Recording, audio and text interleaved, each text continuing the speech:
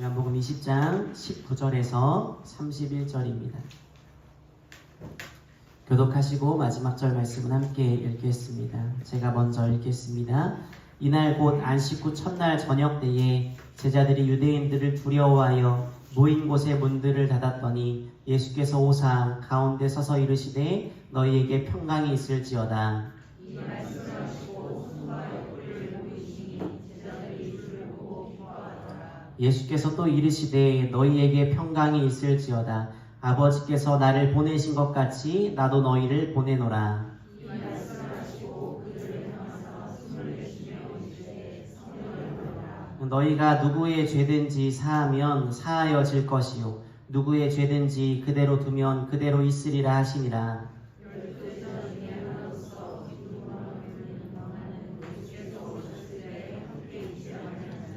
다른 제자들이 그에게 이르되 우리가 주를 보았노라 하니 도마가 이르되 내가 그의 손에 못자국을 보며 내 손가락을 그 못자국에 넣으며 내 손을 그 옆구리에 넣어보지 않고는 믿지 아니하겠노라 하니라.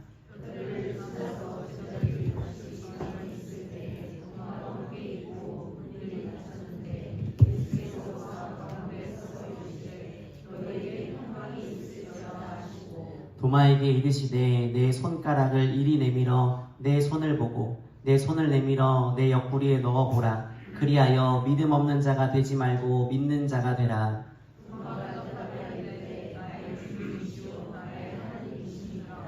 예수께서 이르시되 너는 나를 본고로 믿느냐 보지 못하고 믿는 자들은 복되도다 하시니라.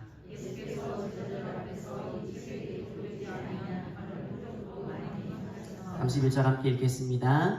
오직 이것을 기록하는 너희로 예수께서 하나님의 아들 그리스도이심을 믿게 하려 함이요 또 너희로 믿고 그 이름을 힘입어 생명을 얻게 하려 함이니라. 아멘. 신앙으로 고백합니다. 주께서 오셨습니다. 성령께서 임하십니다. 네, 오늘은 주시고 보내시다 라는 제목으로 말씀을 함께 나눕니다. 지난 4월 11일이 저희 첫째 아이 생일이었습니다.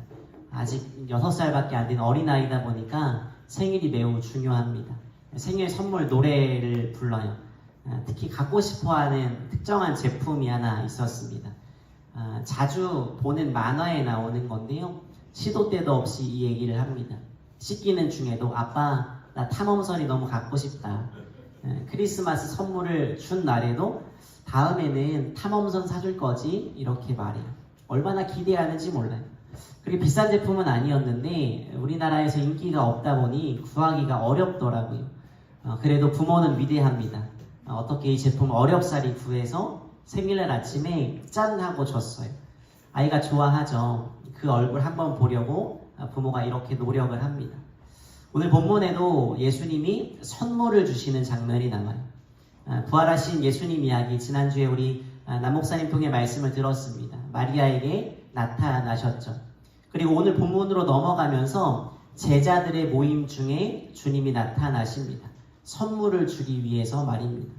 물론 이 부활 그 자체보다 더 큰 선물은 없습니다. 부활하신 주님이 당시 이 제자들의 상황과 입장에서 가장 필요한 선물을 준비해 놓으셨습니다. 이날은 부활의 날 저녁이었는데요. 마리아를 통해 예수님의 부활 소식을 듣습니다. 그런데 제자들이 아직 반신반의합니다. 혼란과 당황 속에 빠져 있었습니다. 내가 주를 보았다 말하는 이 마리아, 확신에 찬 마리아와는 사뭇 달랐습니다. 무엇보다 예수님을 십자가에 처형한 유대인들의 그 적대감이 있었죠. 그게 두려웠던 제자들이 늘 모이던 장소에서 문을 꼭 닫고 두려움에 사로잡혀 있었습니다. 그들은 예수님을 못 박아 죽인 유대인들이 자신들에게도 위해를 가할까봐 겁을 먹고 있었습니다. 얼마나 겁을 먹고 있었던지 그들은 문을 닫고 있었습니다. 이게 헬라어 원어로 보니까 꽉 잠궜다란 뜻이더라고요. 그만큼 공포에 사로잡혀 있었습니다. 그들 역시 마리아로부터 예수님이 부활하셨다라는 이야기를 듣기는 했습니다. 그러나 믿지 않았죠. 여러분, 그 결과가 참혹한 두려움뿐이었습니다. 사실 이 제자들이 걸어 잠근 것은 단순히 문이 아니었습니다. 그들의 마음의 빗장 역시도 꽉 닫혀 있었다라는 거예요. 빗장을 친 마음속에 두려움과 불안과 불신만이 가득했습니다. 바로 그때 부활하신 주님이 그들 중에 나타나시어 말씀하십니다. 19절 뒷부분이요. 예수께서 오사 가운데 서서 이르시되 너희에게 무엇이 있을지어다 평강이 있을지어다 말씀합니다. 여러분, 그런데 이 장면이 좀 이상합니다. 예수님이요 문을 열고 들어오신 게 아니에요. 제자들이 문을 열어준 게 아닙니다. 노크한 것도 아니고요. 그냥 두려움에 떨고 있는 제자들 한가운데 나타나셨습니다. 이 상황을 한번 상상해 보세요. 기겁할 만하지 않겠습니까? 사람으로서는 불가능한 일입니다. 제자들이 기겁합니다. 문이 분명히 굳게 닫혀 있는데 갑자기 주님이 나타나셨죠. 그들의 두려움은 배가 되었습니다. 오늘 본문엔 나오지 않는데 누가복음에는 이 제자들이요 유령이라고 생각했습니다. 그런데 주님이 하시는 말씀이 뭡니까? 분명히 손과 발, 몸을 그대로 가지고 계셨고 그 사실을 제자들에게 일깨워 주고 계세요. 사람들 사이에 계신 분이 유령이 아니라 몸으로 부활하신 예수님임을 직접 확인시켜 주십니다. 그럼 여러분, 왜 예수님이 문을 두드리지 않으셨을까요? 왜 문을 통해 들어오시지 않고 갑자기 나타나셔서 이 사람들을 놀라게 하셨을까요? 그건요, 부활하신 주님이 시간과 공간을 초월하는 분임을 분명히 각인시키기 위함이었어요. 당신이 특별한 존재라는 것을 보이시기 위함이었습니다. 그것을 사람들에게 인식시키기 위함이었다라는 거예요. 주님이 두려움에 사로잡힌 이들에게, 제자들에게 두 번이나 약속하신 것이 바로 평강, 평화였습니다. 두려움에 떨고 있는 이들에게 가장 필요한 게 무엇이겠습니까? 무엇보다 필요했던 것은 바로 그 평화죠. 주님이 주신 선물 첫 번째는 바로 이 평화, 평강입니다. 그리고 이 평화를 주시는 분이 얼마나 대단한 존재인지를 보여주셨습니다. 우리 주님이 인간이 가장 두려워하는 죽음의 문제를 깨뜨리고 부활하셨습니다. 시간과 공간을 초월하시는 분이 함께 하십니다. 그 위대한 존재가 함께 하는데 어찌 두려워할 수 있겠습니까? 제자들은 두려워서 문을 2중으로 3중으로 잠궈 놓았습니다. 그럼에도 벌벌 떨고 있었죠. 그러나 부활하신 주님께서 그들 가운데 오셔서 평강을 부어주셨을 때 그 두려움이 사라지게 됩니다. 빌립보서 4장 6절과 7절을 보시면 사도 바울이 이렇게 말합니다. 아무것도 염려하지 말고 다만 모든 일에 기도와 간구로 너희 구할 것을 감사함으로 하나님께 아뢰라. 그리하면 모든 지각에 뛰어난 하나님의 평강이 그리스도 예수 안에서 너희 마음과 생각을 지키시리라 라고 말하죠. 여러분이 빌립보서 말씀을 쓸 때요, 바울은 로마의 감옥 안에 갇혀 있었습니다. 로마 감옥의 철문이 굳게 닫혀 있었습니다. 암흑천지였고 먹을 게 제대로 제공되었겠습니까? 모든 여건이 지옥과 다를 바가 없는 그곳에 사도 바울이 놓여 있습니다. 그러나 그 속에서 바울은 평강을 선포합니다. 평강을 간직한 평강의 사람이었습니다. 아무리 철문이 겹겹으로 잠겨 있어도, 아무리 두려운 상황이라 할지라도 시간과 공간을 초월해서 자기에게 찾아와 함께 하시는 주님, 그분이 계시니 두려움은 사라지고 평강이 임한다라는 말입니다. 여러분, 그 주님이 저와 여러분에게도 함께 하시는 줄 믿습니다. 아멘. 여러분, 여행을 하다 보니까 호텔의 옷장 밑에 조그만 금고가 놓여 있어요. 보신 분들 계시죠? 네, 귀중한 것들을 그 속에 넣어두라는 거예요. 그런데 그 금고에 꼭 이런 경고문이 쓰여 있습니다. 더 귀중한 것은 호텔 프론트에 맡겨주세요. 맡기지 않은 물품에 대해서는 책임지지 않습니다 라고 말하죠. 무슨 말이에요? 맡긴 것만 책임져 준다라는 거예요. 맡길 수 있는데 호텔을 믿지 못해 맡기지 않고 스스로 책임질 수도 없으면서 밤낮 불안해하는 투숙객이 있다면 여러분, 이 사람은 얼마나 어리석은 사람입니까? 주님과 우리의 관계도 마찬가지라는 거예요. 주님께 많이 맡기면 맡길수록 우리는 평강을 얻습니다. 다시요. 주님께 많이 맡기면 맡길수록 우리의 삶은 평강해질 줄 믿습니다. 여러분, 그래서 주님이요, 시공간을 초월하실 수 있는 분임을 보여주신 거예요. 그리고 평강을 선포하신 거예요. 그 전능하신 주님이 그때에도 지금도 우리와 함께 하십니다. 제가 며칠 전 새벽에 말씀드린 건데, 농구를 하는데요, 키가 190되는 제일 큰 형을요, 골대 있는 곳에 세워둡니다. 그럼 막 던져도 돼요. 골대를 맞고 튕겨나와도 다 잡아줘요. 마음껏 쏴도 됩니다. 안심하게 되죠. 왜요? 잘하니까요. 상대방이 아무리 공격을 와도 괜찮습니다. 제일 잘하니까 다 막아줘요.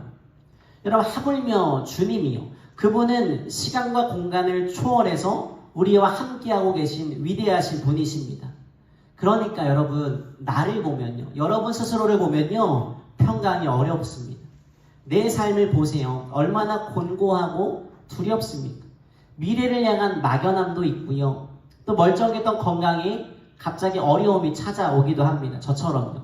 제가 지난주에 까불거리다가 허리 갈비뼈 골절당했잖아요, 여러분. 갑자기 어려움이 찾아와요. 일터에서 곤란한 일을 만나기도 합니다.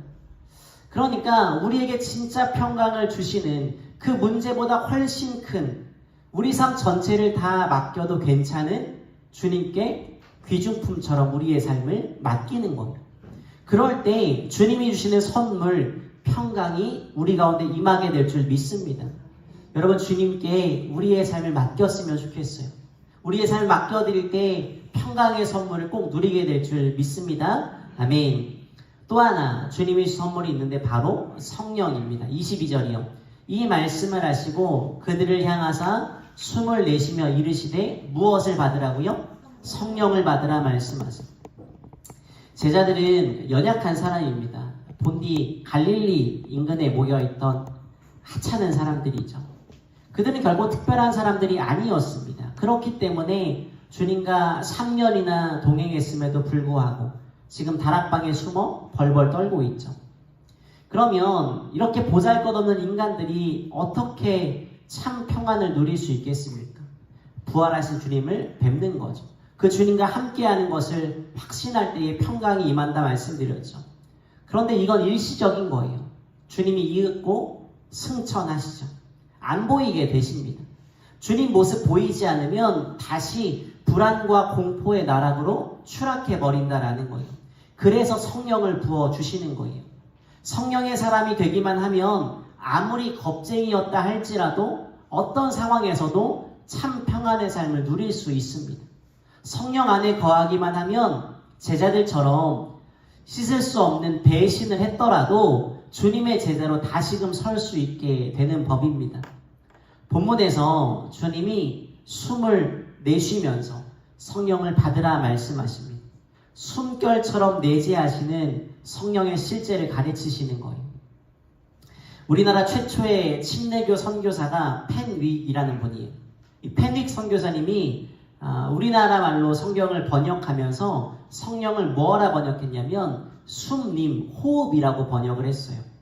숨결처럼 우리 안에 내재하시는 성령, 그분이 임하셔야 합니다. 구약성경 창세기에서 하나님이 흙으로 사람을 빚으시죠. 그 흙에 하나님의 호흡, 숨결을 불어넣으시니까 살아있는 영적 존재가 됩니다. 에스겔서 37장을 보시면 에스겔 선지자가 어느 골짜기에 다다릅니다. 그곳에 마른 뼈와 해골만이 가득하였습니다. 그런데 하나님 명령대로 행하였을 때 하나님의 숨결이 마른 뼈에 들어갔죠. 마른 뼈가 살아나 큰 군대가 되었습니다. 이 하나님의 숨결, 성령을 우리에게 선물로 주셨습니다. 이 숨결 속에 있을 때 겁쟁이가 평강의 사람이 될 수 있습니다. 배신자가 참 제자로 바뀌어 갈 수 있습니다. 전도서 1장 2절을 보시면 솔로몬이 이렇게 고백해요. 전도자가 이르되 헛되고 헛되며 헛되고 헛되니 모든 것이 헛되도다 라고 말하죠. 여기 나오는 헛되다 라는 말은요, 히브리어로 헤벨이라고 말해요. 근데 이 말은 헤벨이란 말은요, 숨결이란 뜻을 포함하고 있어요. 근데 이 헤벨이란 말은요, 사람이 내쉬는 숨결을 의미해요. 알아들으시겠어요, 여러분? 헤벨은 사람이 내쉬는 숨결을 의미해요. 사람이 자기의 숨결을 의지할 때 그 인생은 헛되고 헛된 것이 부귀영화, 욕망을 쫓아 살아간다라는 말이에요. 그러니까 헤벨이 아니라 우리 안에 생명의 호흡, 루아흐가 들어와야 합니다. 그래야 헛된 것이 아니라 참 생명의 호흡으로 가득한 사람이 된다라는 거예요. 그래서 주님이 당신의 숨결을 불어넣어 주시면서 성령을 받으라 말씀하시는 거예요. 죽음을 깨뜨리고 부활하신 그분이 보내신 성령, 마른 뼈를 군대되게 하시는 그 전능하신 숨결을 받아야 우리가 생명의 호흡을 하며 살 수 있다라는 거예요. 1907년 1월 6일부터 열렸던 평양 장대현 교회 부흥회 아실 겁니다. 이 열기가 좀처럼 사그라들지 못했습니다. 그런 이유가 하나 있었어요. 바로 길선주 장로가 회중 앞에서 자신의 죄를 통회하면서 시작되었습니다. 이렇게 고백했습니다. 나는 아간과 같은 사람입니다. 나 때문에 하나님이 이 집회를 축복하실 수가 없습니다. 약 1년 전에 내 친구 중 한 사람이 임종을 맞이했습니다. 그 친구가 나를 불러 말하기를 길장로, 난 이제 세상을 떠날 것 같으니 내 재산을 잘 정리해 주시오. 그리고 내 아내에게 때가 되면 다 전해 주시오. 내 아내는 셈이 약하기 때문이요 라고 부탁했어요. 길선주 장로는 자신이 잘 돌보아 줄 테니 염려하지 말라고 대답했습니다. 그러나 미망인의 재산을 관리하다 보니 당시 돈으로 미화 100달러 정도 아주 큰 돈이었습니다. 그 돈을 사취했습니다. 내가 하나님의 일을 방해한 것입니다.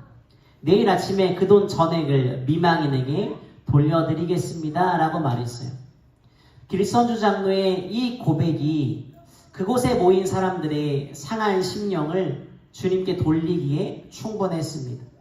이 회개가 있은 뒤에 그렇게 무겁게 짓누르던 방해의 장벽이 사라지고요, 거룩하신 성령의 임재가 임하며 평양 대부흥운동이 시작됩니다.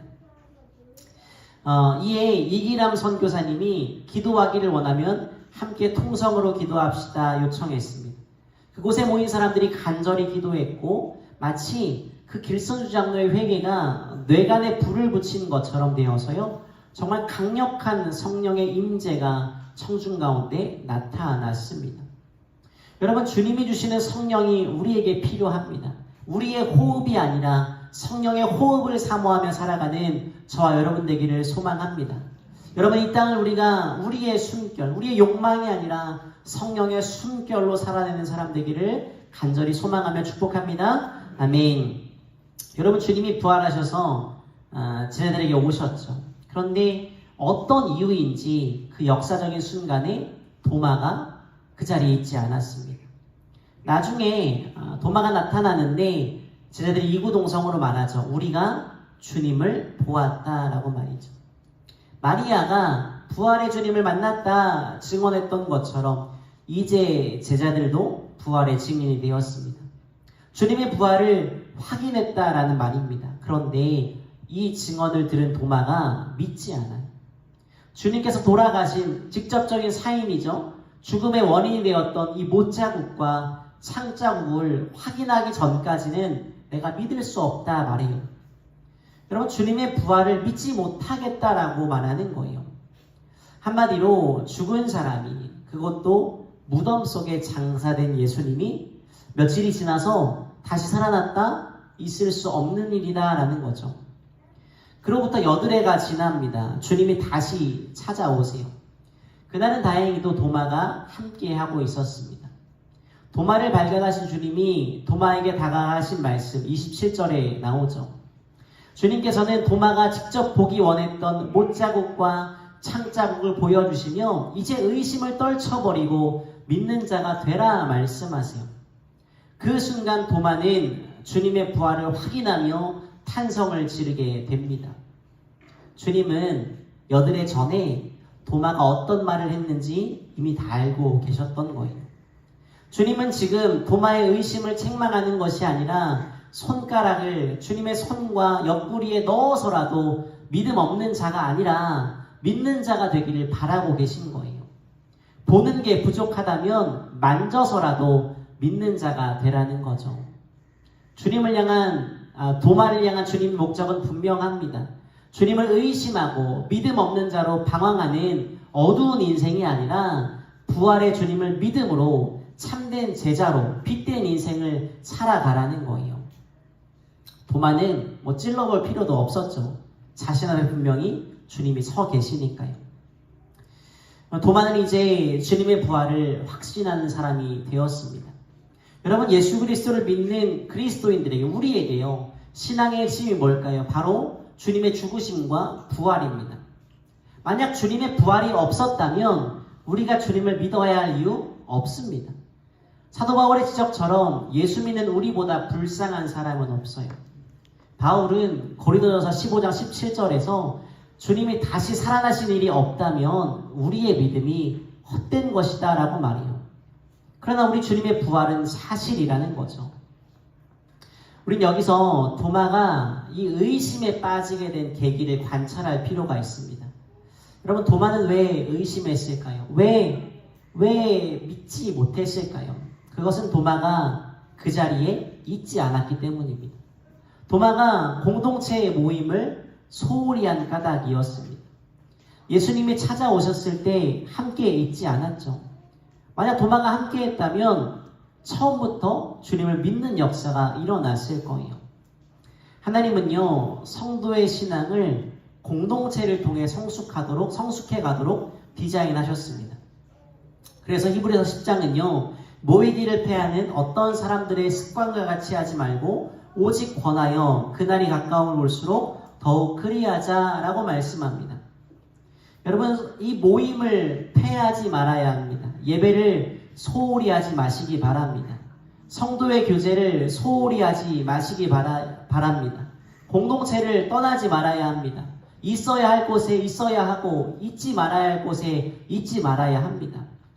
이것은 우리가 진정한 믿음의 가족을 경험하며 서로가 영적으로 함께 자라는 성숙의 자리인 것입니다. 그러니 이 공동체를 소중히 여기는 우리 모두가 되었으면 좋겠습니다. 옆에 계신 분에게 한 번 더 좀 축복하며 인사할까요? 감사합니다. 인사하겠습니다. 감사합니다. 우리는 서로를 세워주는 아름다운 공동체인 줄 믿습니다. 여러분, 과거 그리스도인들의 믿음이 가장 찬란한 빛을 발했던 영국 청교도 시대가 있습니다. 청교도들은 특정한 신앙의 원칙을 가지고 있었는데 이런 원칙이었대요. 주일 예배를 성수한다. 가능한 주간 성도의 교제 모임도 소홀히 하지 않는다. 라는 규칙이 있었대요. 이 사람들이 이렇게 한 이유는 어떤 성경적인 명령 때문이기도 한데요. 나름의 실제적인 이유가 있었대요. 서로 모이면서 은혜를 누리고 함께 영적으로 성숙해가는 것들이 있었다라는 거예요. 그들은 이렇게 격려했다고 합니다. 당신이 빠진 그날 모임에 주님이 특별하게 자신을 나타내시어 부흥이 일어난다면 당신이 겪을 영적 손해를 상상해 보십시오. 그럼 가슴이 좀 뜨거워져야 하는, 좀 뜨끔해져야 되는 그런 말입니다. 사역자들끼리 우스갯소리로 하는 말이 있습니다. 여러분, 사역자들은요, 우리 주님이 언제 다시 오실지 알고 있습니다. 여러분 아세요? 모르시죠? 그러니까 목사는 알아요, 여러분. 언제 오시냐면요, 비가 많이 내리는 수요일 저녁 예배 시간, 담임 목사님이 안 계신 날, 그날 주님 오세요, 여러분. 우스갯소리입니다. 여러분, 미국의 루즈벨트 대통령 아실 겁니다. 신앙생활 아주 열심히 하신 분인데요, 출석하던 교회에 토요일마다 전화가 많이 오더래요. 유력 인사들이 전화를 해서 묻는 거예요. 내일 예배 때 대통령이 참석을 하십니까? 가서 잘 보이고 싶은 마음에 토요일마다 전화를 하는 거예요. 그때 그 교회 행정을 담당하던 분이 아주 기가 막힌 명답을 한 것으로 유명합니다. 이렇게 대답했대요. 대통령의 참석은 불확실합니다. 그러나 확실한 것은 그 예배에 위대하신 하나님이 참석하십니다. 그 하나님 만나러 오시면 좋겠습니다 라고 응답했대요. 물론 예배가 모든 것을 해결하는 것은 아닙니다. 그러나 예배의 자리, 성도의 교제, 이 자리에 하나님의 영광이 분명히 임하게 될 줄 믿습니다. 그러니 여러분, 도마와 같이 있어야 할 자리에 안 계신 사람 되지 않기를 바랍니다. 하나님의 임재를 기대하고 예배할 때 우리를 향한 영적인 은혜가 임하게 될 줄 믿으시기 바랍니다. 아멘. 여러분, 주님이 선물을 주셨어요. 평강과 성령을 부어주셨죠. 두렵고 겁이 나는 삶이 아니라 용기와 희망을 보여주셨습니다. 성령을 보내셔서 이 땅을 능히 살아갈 수 있도록 도와주십니다. 그런데 단순히 평강과 성령, 이 선물을 주신 것으로 끝난 게 아니에요. 선물 받은 자로 이 땅을 어떻게 살아가야 하는지 보여주셨습니다. 사명을 부여하셨다라는 말입니다. 21절 보세요. 예수께서 또 이르시되 너희에게 평강이 있을지어다. 아버지께서 나를 보내신 것 같이 나도 너희를 어떻게 한다고요? 보내노라 라고 말하죠. 주님이 이 사람들을 보내십니다. 그들이 가서 할 일이 있기에 보내신다란 말이에요. 주님이 잡히실 때 도망쳤던 이 사람들 꾸짖지 않으십니다. 그들에게 평강을 부어주시죠. 그리고 당신의 제자로서 변함없이 사용하시겠다 성령을 약속하십니다. 보냄받은 자가 되었다라는 말이에요. 그런데 여러분, 아무 원칙 없이 그냥 보낸 게 아닙니다. 마구잡이로 보내신 게 아니라 주님이 이 제자들을 내보내실 때 거기에는 분명한 원칙이 있습니다. 21절 뒷부분을 보시면 아버지께서 나를 보내신 것 같이 라고 말해요. 하나님이 아들 예수를 이 땅에 보내신 것 같이 제자들을 보내시는 것이 주님의 원칙이었습니다. 한마디로 주님의 보내심을 받은 사람들이 지켜야 할 원칙은요, 주님이 이 땅 가운데 보여주셨던 그 진리의 삶, 하나님이 보내시면서 이 땅에 살아갔던 예수님의 삶이 보냄받은 우리의 삶이어야 한다라는 거예요. 주님이 이 사람들을 보내시는 목적은 이 사람들을 통해서 당신의 삶을 보여주시기 위함이었어요. 이 제자들의 일거수일투족을 통해서 사람들이 주님의 모습을, 주님의 삶을 보기를 바라셨다라는 거예요. 여러분, 나도 너희를 보낸다라는 말은요, 2000년 전에 살았던 그 사람들에게만 국한된 말씀이 아닙니다. 오늘 주님을 믿는 우리 모두에게 주어진 주님의 명령입니다. 주님이 우리를 이 땅 가운데 보내고 계십니다. 주님 주시는 평강을 받은 자로서, 성령의 임재를 갈망하고 경험하는 자로서, 예배와 공동체의 교제를 통해 은혜를 누리는 자로서 해야 할 일은요, 보여주는 거예요. 주님이 살아간 삶을요. 주님이 이 땅 가운데 보냄받으신 것처럼 우리 역시 보냄받아 주님의 구원과 생명과 복음의 진리를 이 세상에 보여주는 삶을 살아가는 거예요.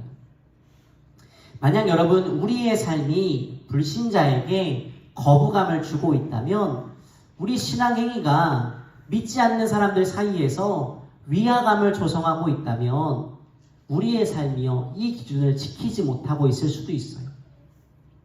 그러면 우리가 삶의 현장에서 보여야 할 그 주님의 삶은 어떤 삶이겠습니까? 여러 가지 것들이 있겠지만 저 특별히 오늘 갈라디아서 5장 말씀을 함께 나누고 싶습니다. 성령의 열매에 관한 이야기. 성령의 열매야말로 주님이 이 땅에 실천하신 삶의 모습이고 삶의 열매였죠. 그리고 이게 우리의 삶의 원칙이 되어야 합니다. 여러분, 주님을 따른다라는 것은 우리의 정욕은 십자가에 못 박고요, 사랑과 희락과 화평과 오래 참음과 자비와 양성과 충성과 온유와 절제, 주님이 여기에서 보여주신 그 삶을 살아가는 것. 성령의 임재를 받았으니 성령의 열매를 맺는 삶을 살아가는 거예요. 여러분, 그렇게 살아가고 계십니까? 우리가 우리의 삶을 볼 때 내게 세상적인 것들이 모자란 것을 부끄러워해서 안 됩니다. 오히려 우리가 부끄러워해야 하는 것은요, 우리가 말씀대로 살지 못했던 것, 성령의 열매를 맺지 못하고 있는 것, 여러분, 이것을 부끄러워하셔야 합니다. 가끔 작은 차를 타고 다니는 것을 부끄러워하는 사람들을 볼 수 있어요. 또는 작은 평수의 아파트나 상대적으로 적은 수입을 좀 수치스럽게 생각하는 사람들을 만날 수도 있습니다. 이따금 병든 것을 부끄럽게 여기는 사람들도 있죠. 그런데 여러분, 이것들은요, 정작 부끄러워할 것들이 아니에요. 정말 부끄러워해야 될 것은요, 성령의 열매를 맺지 못하는 삶, 예수를 닮지 못한 삶, 이것을 부끄러워해야 한다라는 거예요. 그런데 많은 사람들이 엉뚱한 것을 부끄러워합니다. 내가 말씀대로 살지 못하는 것, 하나님이 날 보내셨는데, 주님이 우리를 보내셨는데 그대로 살지 못하면서 이것을 부끄러워하지 않아요. 엉뚱한 것을 부끄러워하는 경우가 많이 있다라는 겁니다. 저에게 그런 경우가 하나 있었어요. 저희 아버지는 당신이 국민학교를 다니시던 시기에 저의 친할아버지가 돌아가셨습니다. 저희 아버지가 장남이시거든요. 다니던 학교를 그만두고 생활전선에 뛰어드셨습니다. 배운 게 없으니까 농사나 막노동을 주로 하셨어요. 제 기억이 존재하는 한 계속 막노동을 하시면서 목수로 살아오셨습니다. 그런데 초등학교 때 가정환경조사라는 걸 해요. 거기에 부모의 직업을 적는 난이 있습니다. 그럼요, 제가 꼭 건축업 또는 건축업자, 건설사 뭐 이렇게 적어요. 부끄러웠던 거예요. 막노동, 목수. 괜히 선생님이나 친구들이 놀려댈까봐 겁이 났어요. 흙투성이에 옷을 입고 학교라도 오실까봐 얼마나 날이 서 있었는지 몰라요. 철이 좀 드니까 이게 참 부끄러운 행동이라는 것을 깨닫게 되었어요. 어떤 모습이든 가족을 위해 새벽같이 나가 늦은 밤까지 일하시는 그 모습 자체로 존경스러운데 부끄러워했죠. 여러분, 만약 제가 지금까지 아버지의 삶을 숨기려 했다면 얼마나 불효막심한 그런 불효자겠습니까? 여러분, 우리는 부끄러워할 것을 부끄러워해야 합니다. 무엇이요? 성령의 열매를 맺지 못하는 것들. 주님이 이 땅 가운데 우리를 보내시는데 이곳에서 그 열매를 맺지 못하는 것들을 부끄러워해야 합니다. 그러니 여러분, 죄를 멀리하시기 바랍니다. 주님 닮은 성령의 열매를 맺어가는 저와 여러분 되기를 바랍니다. 여러분, 그렇게 할 때요, 오늘 본문 마지막 절의 말씀처럼 많은 사람들이 예수 그리스도의 이름으로 구원을 얻게 됩니다. 그 통로로 우리가 쓰임 받게 된다라는 거예요. 사도 요한은 이 요한복음을 기록한 목적을 마지막 단락에 분명히 밝히고 있습니다. 생명을 얻게 하기 위함이었죠. 주님을 모르는 자들이 복음서의 말씀을 통해 주님을 만나고 구원의 감격에 들어가기를 바랬습니다. 여러분, 주님이 이 땅 가운데 우리를 보내셨습니다. 우리의 삶이 주님 보내심에 부끄러운 삶 되지 않기를 소망합니다. 특별히 주님이 삶의 열매를 맺어가신 것처럼 우리 안에 내주하시는 성령을 의지하며 성령의 열매를 맺어가는 저와 여러분 되기를 간절히 소망하며 축복합니다. 아멘. 함께 찬양하며 기도하겠습니다. 약할 때 강함 대신에 라는 찬양입니다. 주님이 우리에게, 연약한 우리에게 임하셔서 평강을 주시고 성령을 부어주셔서 함께 하십니다. 그 주님 의지하며 찬양하도록 하겠습니다.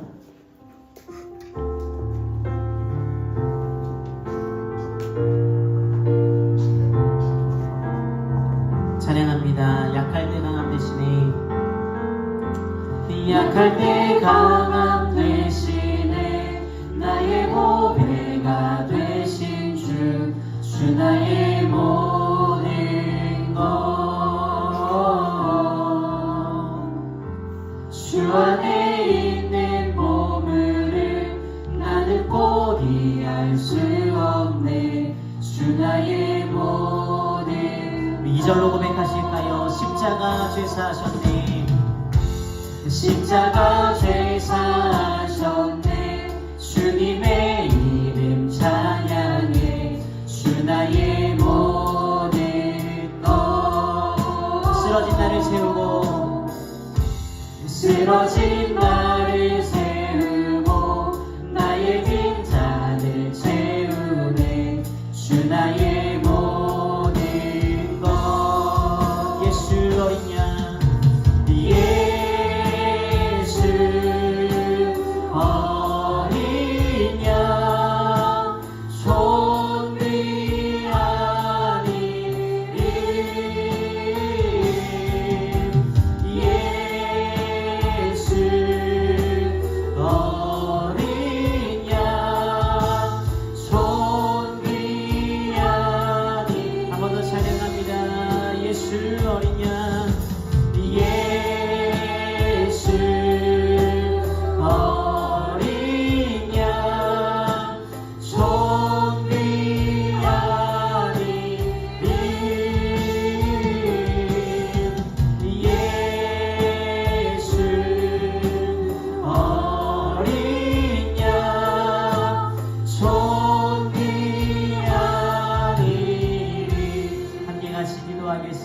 기도했을 때 먼저 우리 자신을 위해 기도합니다. 우리 삶에 참 평안, 또 주님 주시는 성령의 충만으로 살아가게 도와주옵소서. 그리고 이 땅에 주님 우리를 보내셨습니다. 주님 보내신 목적을 이루어드리는 삶, 성령의 열매를 맺으며 우리를 통해 구원의 놀라운 역사가 임하는 그런 삶 될 수 있도록 인도해달라고 우리 자신을 위해 결심하며 결단하며 같이 기도하도록 하겠습니다. 주여 한번 부르시고 기도합니다. 주여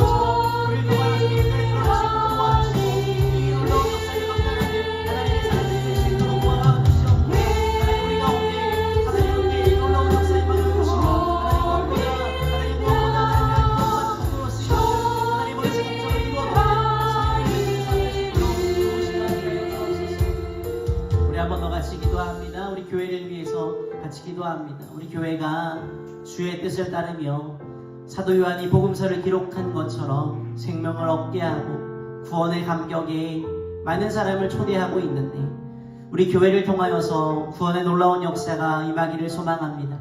하나님, 우리 별빛교회를 통하여서 주의 뜻을 따르며 구원의 통로, 구원의 생명을 얻는 자들이 늘어날 수 있도록 도와주시고 우리가 이 사명을 감당하는 그런 교회가 될 수 있도록 도와달라고 우리 함께 한 번 더 같이 교회를 위해 주여 한번 부르시고 기도하도록 하겠습니다. 기도합니다. 주여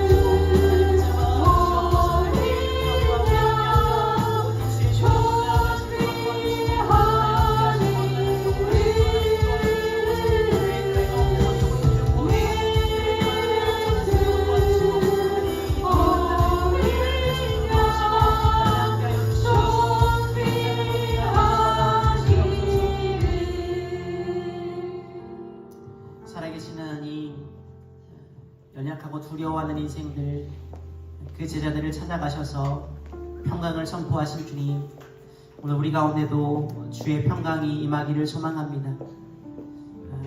우리의 삶을 들여다볼 때 우리 스스로는 평강을 얻기에 참 부족합니다. 그러나 시간과 공간을 초월하시는 죽으시고 부활하신 그 능력의 주님이 함께 하시면 우리를 바라보는 것이 아니라 주님 바라볼 때 참 평안이 가능한 줄 믿습니다. 우리의 믿음의 시선이 날마다 주님 바라볼 수 있도록 도와주시옵소서. 그리고 주님이 성령을 부어주시며 이 땅 가운데 제자들을 파송하시는 것처럼 주님이 우리를 파송하신 줄 믿습니다.